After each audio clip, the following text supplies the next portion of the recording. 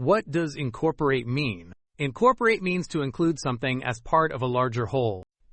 In simple words, incorporate means to add something into something else.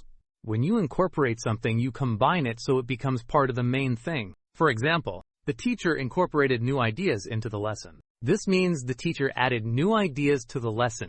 Incorporate is often used in business, education, and design.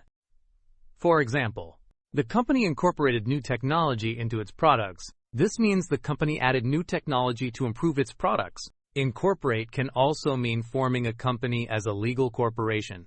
For example, they decided to incorporate their business. This means they officially registered their business as a company. Here are more example sentences. She incorporated feedback into her project. The chef incorporated fresh herbs into the recipe. The plan incorporates several innovative strategies. In simple terms, incorporate means to include or combine something into a larger whole. Easy way to remember. Incorporate means include as part.